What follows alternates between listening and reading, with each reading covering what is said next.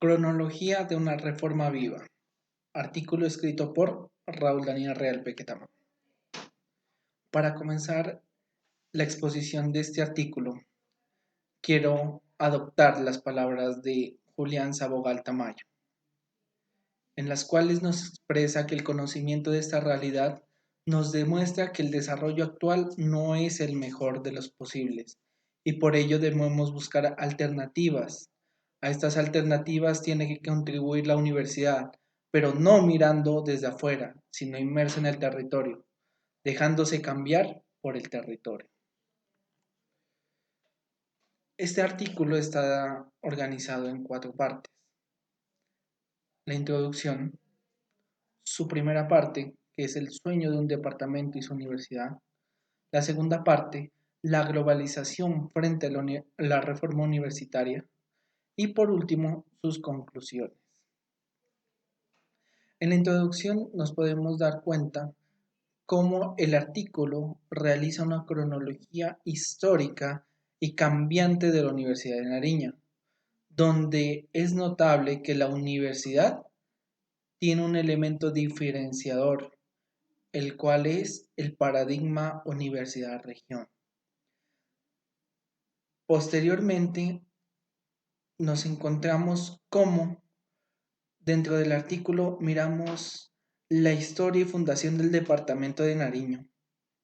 Se analiza el manifiesto de Córdoba y el proceso de reforma. Para la segunda parte, nos encontramos que se parte de 3 problemas expuestos por el profesor Julián Sabogal Tamayo y posteriormente se hace un análisis del libro El malestar de la globalización del premio Nobel Joseph Stiglitz, con el objetivo de analizar los nuevos retos y paradigmas a los cuales se enfrenta la universidad en esta nueva realidad.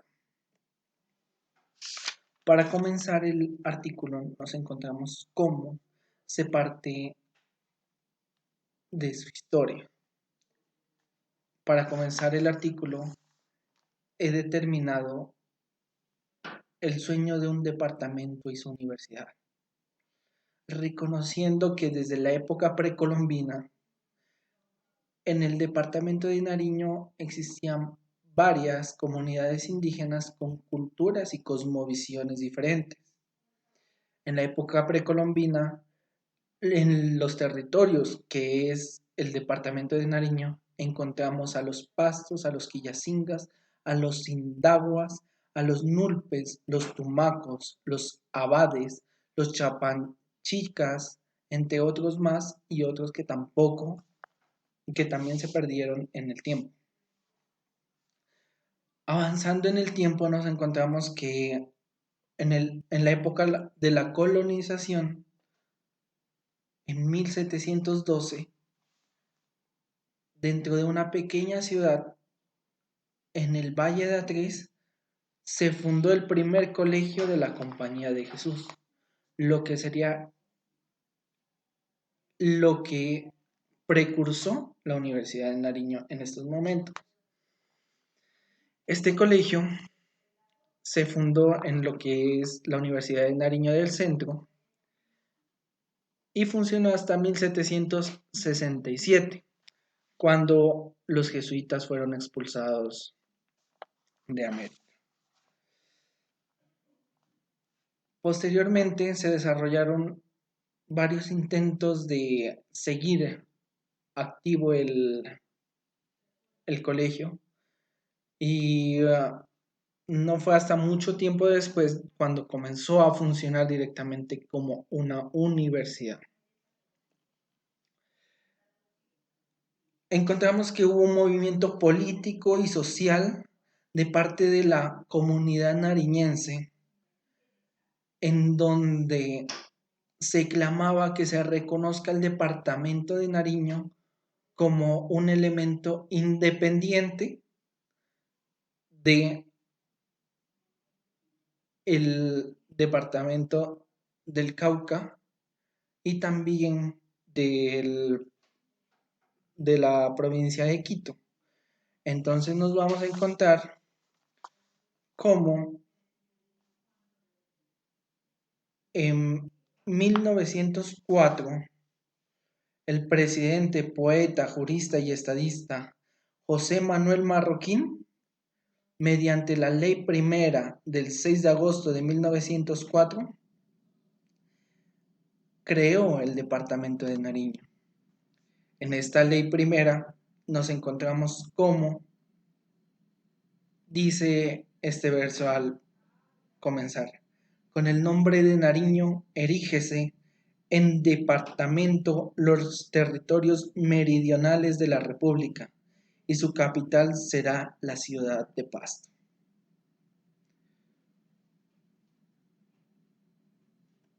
Posteriormente, nos encontramos que el presidente, el general Rafael Reyes, nombró como gobernador a don Julián Buccelli Ayerbe, quien se posicionó el 18 de octubre de 1904.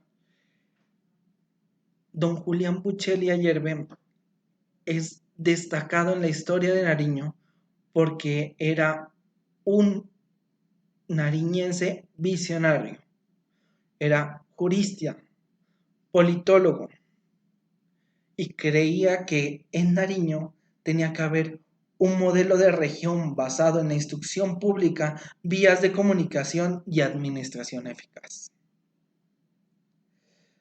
Don Julián Buccelli emprendió dos grandes proyectos, dos magnos proyectos: la vía ferroviaria del Pacífico, que a través del tiempo y las dificultades se abandonó y en este momento no tenemos referencia alguna, y la Universidad de Nariño. La Universidad de Nariño con grandes frutos, a pesar de haber también compartido grandes momentos de problemática social. Mediante el decreto 049 de 1904, se fundó la Universidad de Nariño como tal.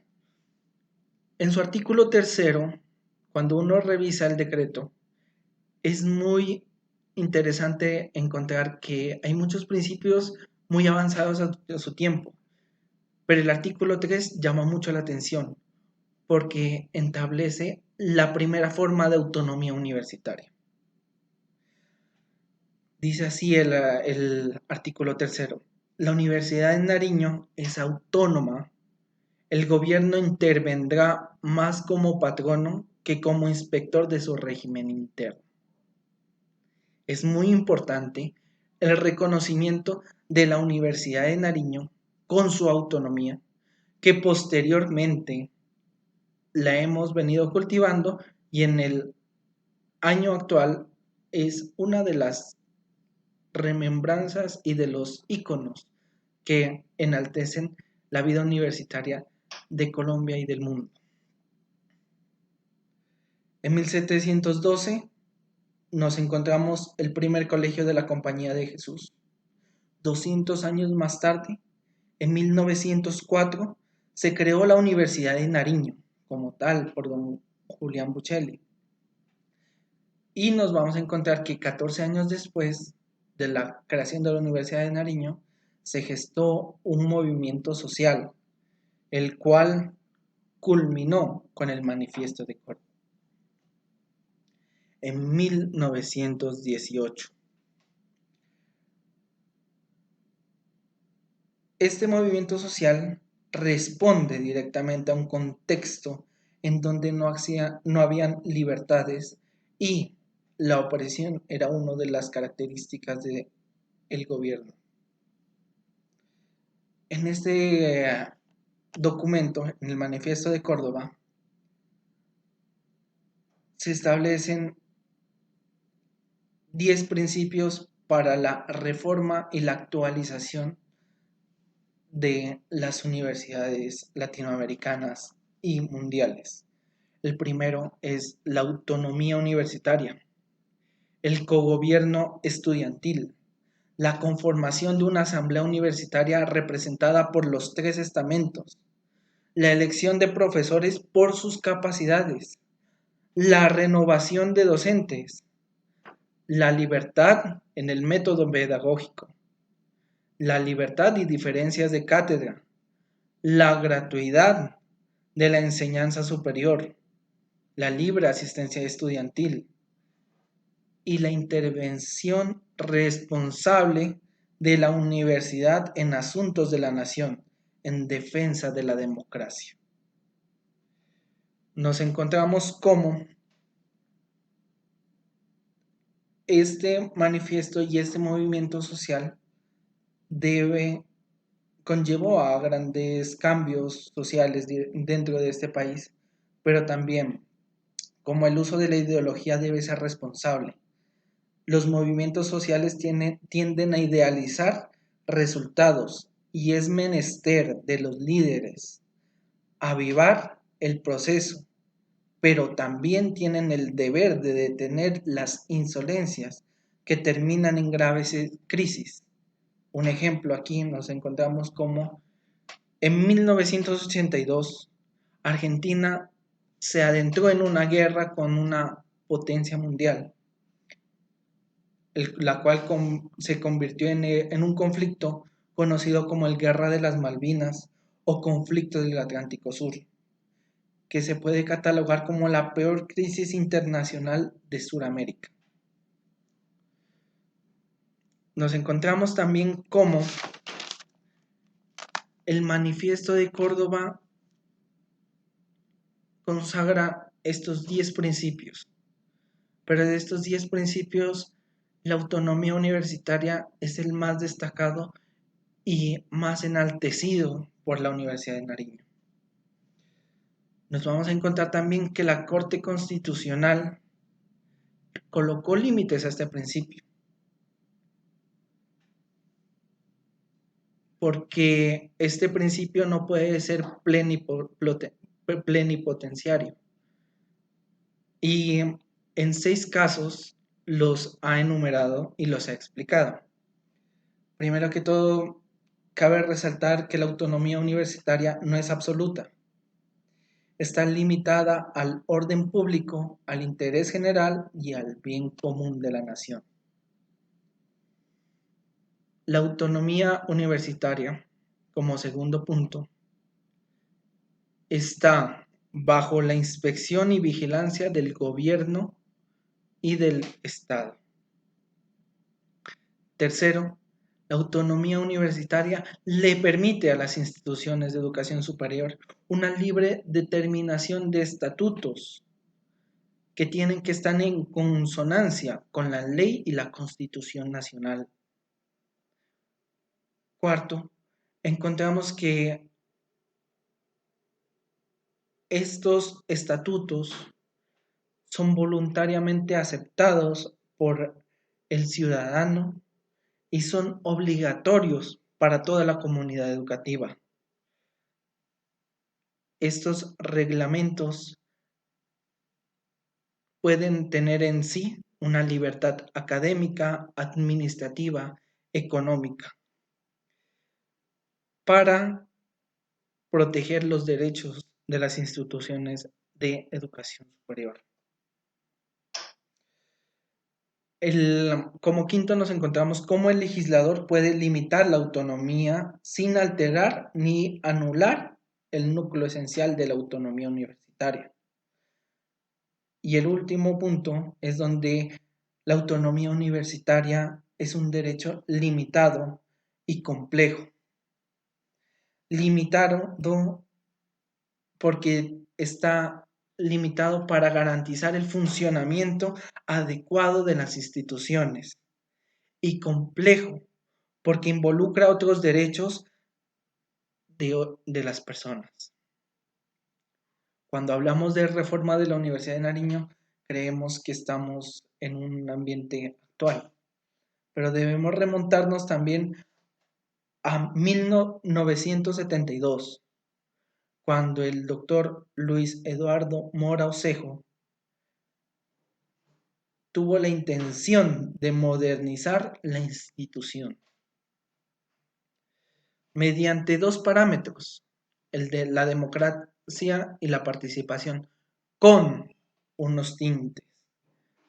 La democracia y la participación pueden usarse solo cuando hay información, cuando se discute esa información y cuando con base a la información y a la discusión de esa información se logra una decisión. Posteriormente, este intento de reforma fue un intento fallido. Y años más tarde, en otras administraciones de otros rectores, se intentó copiar de manera parcial los lineamientos que proponía el doctor Luis Eduardo Mora Osejo. Es entonces como en la Universidad de Nariño nacieron los Centros Regionales de Investigación Científica. Es muy importante que los Centros Regionales de Investigación Científica ayudaron a comprender el contexto socioeconómico y regional del departamento de Nariño, descentralizando las labores que habían estado en la universidad. Posteriormente nos encontramos con 1991 con la Constitución. Se reconoce la autonomía universitaria como un principio y un derecho constitucional. Es en el artículo 69 en donde se proclama, además de eso, de reconocer otros principios trascendentales y que cambiaron la perspectiva de ver el Estado y la universidad. Unos ejemplos son el principio de democracia y participación ciudadana, el principio de la educación. Son unas de los ejemplos que podemos ver cómo la Constitución de 1991 cambió ese panorama, cambió ese paradigma. Nos encontramos entonces como dentro de ese monto constitucional en el año 1993 nació el Acuerdo 194, donde el doctor Justino Quevedo, usando la autonomía universitaria, cambió y modernizó la Universidad de Nariño. Posteriormente, en el año 2008, el doctor jurista y filósofo Silvio Sánchez estableció el Plan de Desarrollo 2008-2020, en el cual cambió la visión de universidad y la centró en el paradigma universidad-región.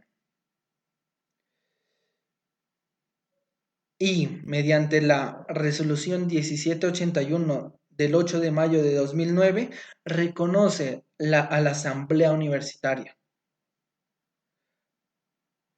como un mecanismo para dinamizar los estamentos y hacer eficaz el principio democrático.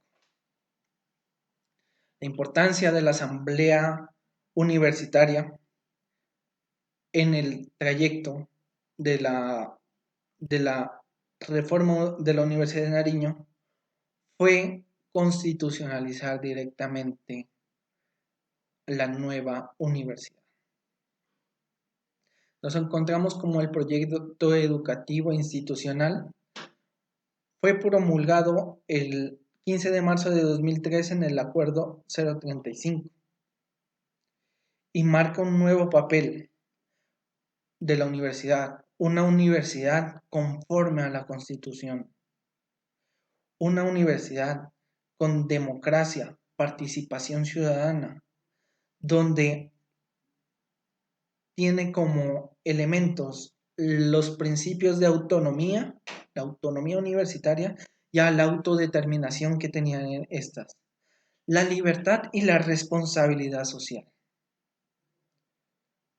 Aunque el PI abarcó grandes avances, al analizarlo, desde mi punto de vista, tiene muchas ventajas para lo público, pero también deja a un lado lo privado, que es otro actor de la sociedad.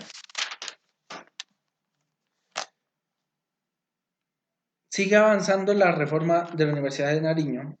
La asamblea universitaria es un elemento vivo que reconoce a la universidad como un elemento cambiante, un organismo que está en constante movimiento y que tiene que estar a la vanguardia de la situación actual.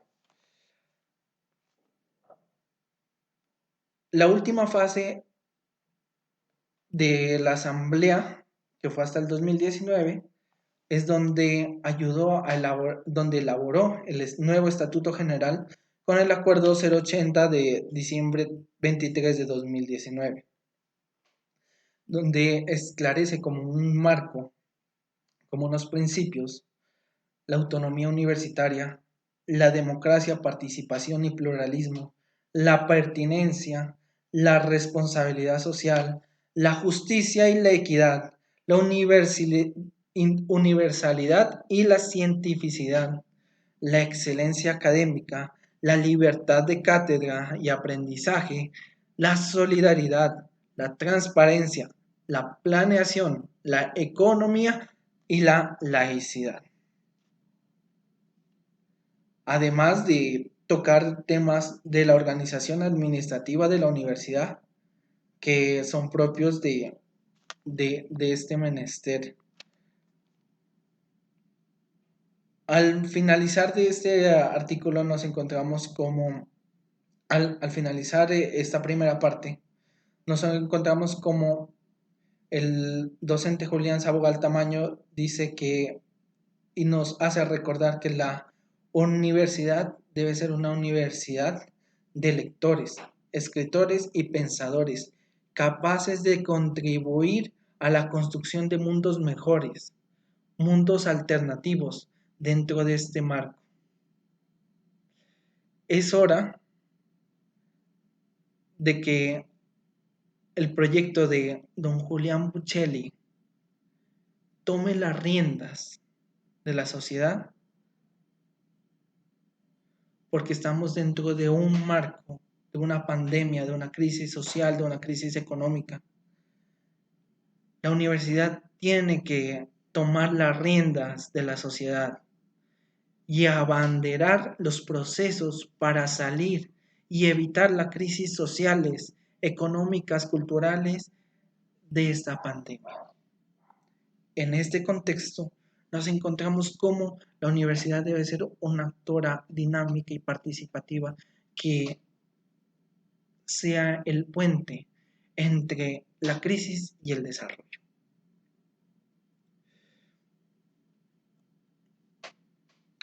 La segunda parte de este artículo hablamos como la globalización frente a la reforma universitaria.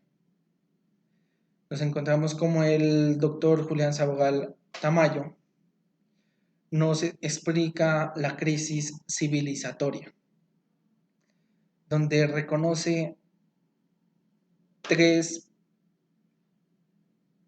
paradigmas, tres problemas que tenemos en este momento. El primero es la diferencia de riquezas. La segunda es la afectación ambiental que está realizando nuestra economía directamente al medio ambiente. La crisis de los valores económicos, morales y ambientales en la cual estamos atravesando. Desde este punto de vista, desde este panorama tan negativo,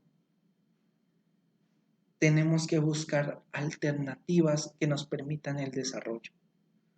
La universidad debe ser ese elemento que nos permita llegar a un desarrollo.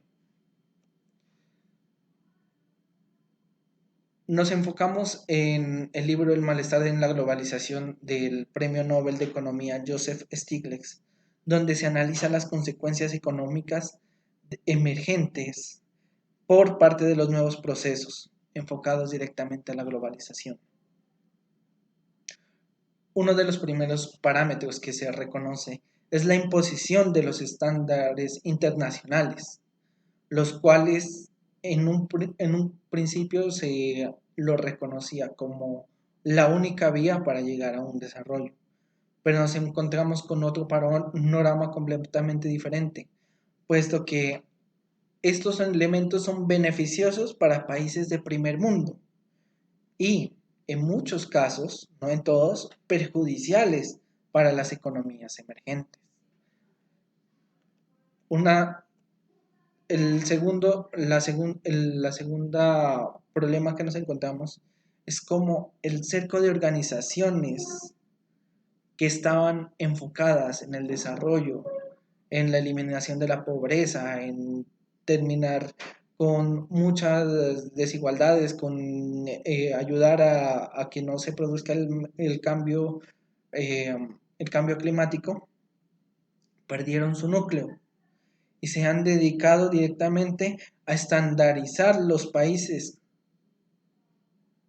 Estas organizaciones como la Organización Mundial del Comercio, Fondo Monetario Internacional y el Banco Mundial parece y han demostrado que están perdiendo su núcleo esencial, están perdiendo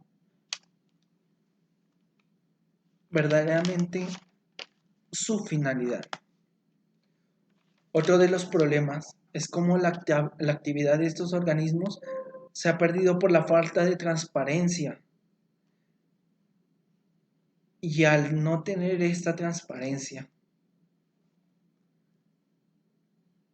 y buscar una dinamización y especulación en los mercados, no ha tenido en consecuencia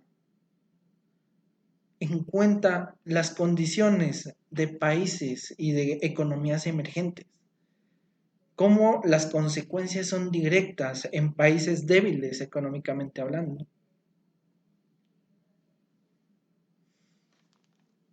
Y por último, nos encontramos cómo el análisis nos da que los estados han perdido la soberanía. Se han entregado a estándares sociales y económicos. Al perder esta soberanía, nos encontramos con un nuevo reto. Las universidades ya no solo son para la región o para la nación. Las universidades tienen que tener un impacto a nivel mundial.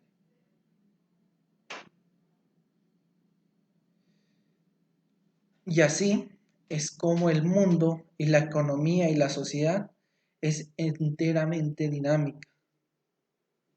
Y las universidades deben entrar y ayudar a equilibrar los problemas, evitando crisis sociales y económicas. La Universidad de Nariño se enfrenta a un gran problema y un gran dilema, en el cual tiene que ayudar a solucionar los problemas de la región, de la sociedad, de la nación y enfocados en el mundo, en el universo, porque asimismo la tecnología va avanzando y es como en este momento estamos colonizando la Luna, Marte, y con los telescopios de la NASA estamos llegando más allá de lo conocido. Es papel de la universidad estar a la vanguardia y apoyar a un mejor mundo. Para concluir, nos encontramos que este artículo realizó un análisis histórico del departamento y la Universidad de Nariño y establece unos nuevos retos para la universidad.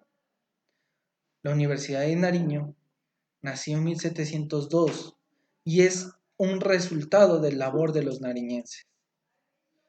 La Universidad de Nariño tiene que estar a la vanguardia del mundo y tiene que responder desde un marco que rechaza la violencia, protege los derechos y evita crisis sociales y económicas. La universidad es transformadora, tanto de la región como del mundo. La Universidad de Nariño es una expresión de la región, un elemento de desarrollo de la nación y un una visión para el mundo.